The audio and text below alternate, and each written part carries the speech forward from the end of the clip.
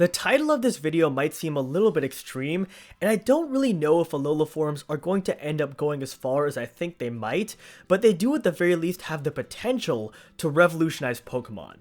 But before I get into talking about all of that, let me actually talk about the concept of Alola Forms as well as what they are, and touch on the Alola Forms that were just revealed. Basically, the whole idea behind Alola Forms is that Pokemon from different regions of the past have adapted to the Alola region in different ways and changed their forms, giving them different typings and different abilities. We aren't exactly sure at this point if their stats have changed as well, but given that typing and abilities do change in these forms, I definitely think that it's possible. The first new Alola Forms revealed were for Sandshrew and Sandslash. Both of these Pokemon are said to have changed form when they were forced to migrate from desert areas to icy areas. In their Alola forms, Sandshrew and Sandslash become Ice and Steel, which is a very unique typing and completely different from the original Ground typing. They also get the ability Snowcloak in this form. Next up, we have the Alola forms for Vulpix and Ninetales.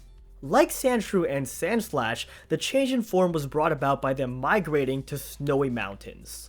Vulpix is a pure ice type, while Alola Ninetales is an ice and fairy type, which is yet again another really unique and very different typing from before. They also both have the ability Snowcloak. Finally, and definitely most interesting of all, we have the Alola form for Exeggutor, which besides looking completely ridiculous, has the Grass and Dragon typing, which is a massive upgrade. I wouldn't say Grass and Psychic was necessarily a bad typing, but it did hurt Exeggutor at times, and gave it a very bad 4x weakness to Bug. Exeggutor's change in form was brought about by exposure to strong sunlight year-round, and it's said that the people of Alola claim this form to be the true form of Exeggutor. It also gains the ability Frisk in this new form. One interesting thing I want to note here is that all Pokemon that have Alola forms so far are Pokemon that I feel needed and deserved a bit of a boost. Sandshrew, Sandslash, and Exeggutor especially have really struggled at times in the Pokemon games, while Ninetales has improved a lot due to the Drought ability as of late, but that was also nerfed in Generation 6.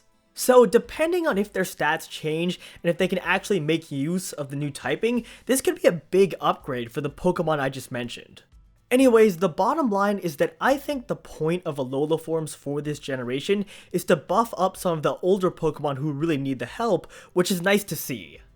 Now let's move on to a discussion of why I think this could very well revolutionize Pokemon. My theory is that Alola forms for this generation are a trial run of sorts. We'll probably end up getting between 15 and 30 Alola forms, and for this gen alone, it'll definitely add something new to the game, but won't be that revolutionary. The thing is, I think Game Freak might be trying out the idea of introducing different regional forms for each Pokemon. If Game Freak wanted to expand on the idea of Alola forms, you could imagine each Pokemon having many different regional forms. For example, Ninetales could have a regional form for Alola, as well as the region of Generation 8 and Generation 9. Perhaps other Pokemon like Pikachu could also get regional forms in future generations.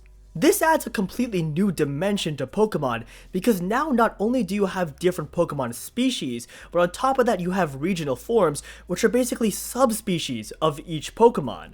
If regional forms also alter stats, then this is even more revolutionary, because it means that a single Pokemon can be used in many different ways depending on its regional form.